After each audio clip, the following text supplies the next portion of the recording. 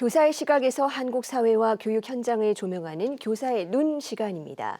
최근 한 중학교 급식실에서 이 조리 실무사가 다친 사고와 관련해 검찰이 영양교사를 업무상 과실치상 혐의로 송치했습니다. 이 조리 과정에서 발생한 안전사고의 책임까지 교사에게 물은 건데 학교 현장에선 우려가 깊습니다. 먼저 영상 보고 오겠습니다.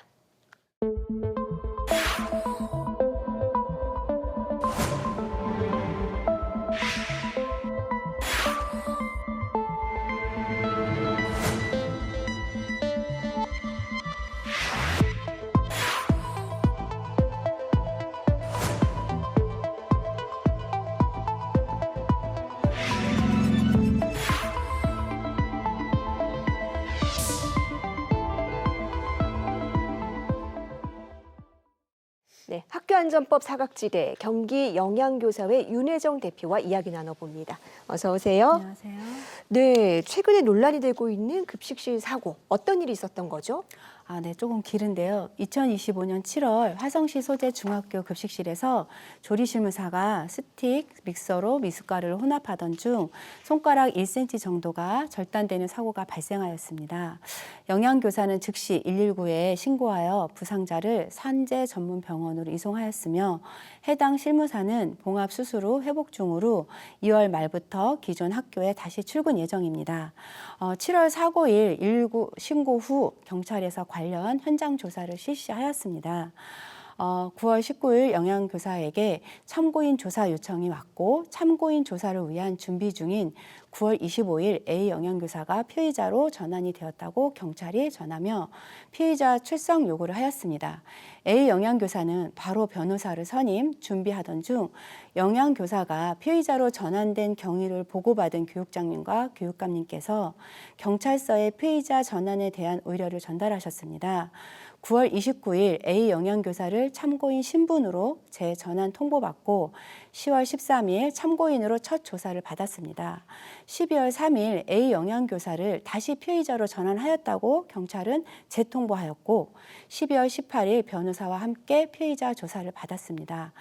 12월 25일 크리스마스에 해당 경찰서는 검찰의 업무상 과실치상으로 영양교사를 송치하였습니다. 12월 18일 피의자 조사 중 경찰이 질문한 내용에 대한 의견서를 12월 말까지 제출하기로 하였으나 의견서도 받지 않고 급하게 경찰이 검찰로 송치한 상황입니다.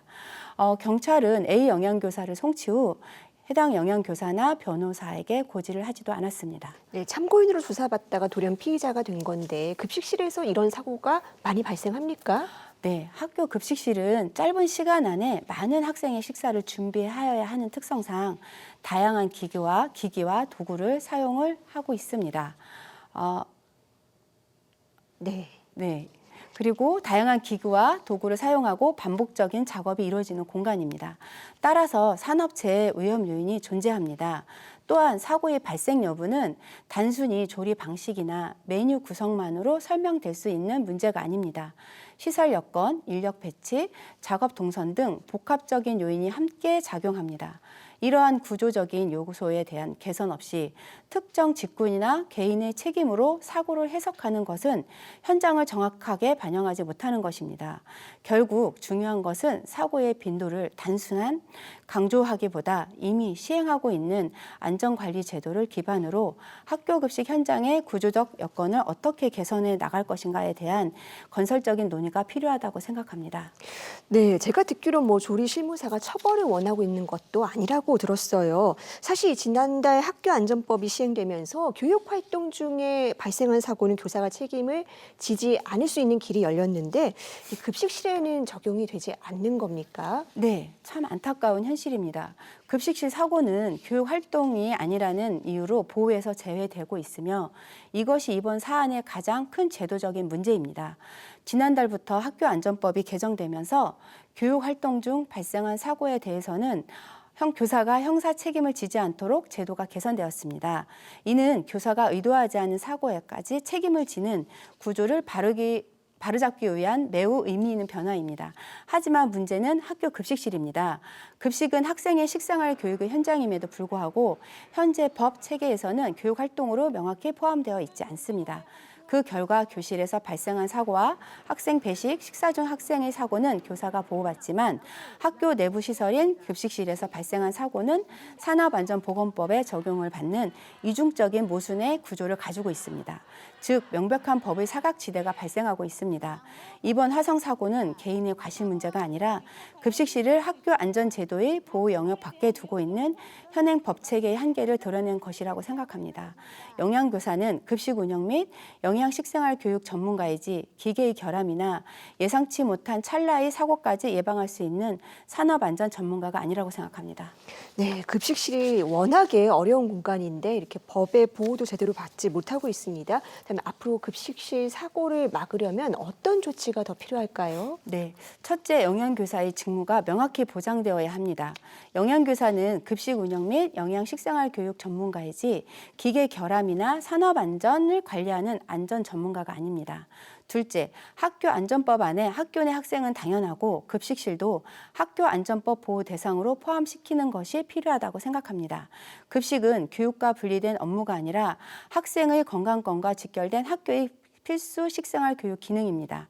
이 영역에서 발생한 사고까지 개인 교사에게 형사 책임을 묻는 구조는 반드시 개선되어야 한다고 생각합니다. 셋째, 책임 구조의 명확한 기본 원칙입니다. 산업 안전의 기본 원칙은 책임은 시설 설비를 결정하는 주체, 안전 체계를 설계하는 주체, 예산과 인력 인사를 배치하는 기관이 가져야 합니다. 넷째, 교육청 차원의 전문적인 안전관리 지원 체계가 구축되어야 합니다.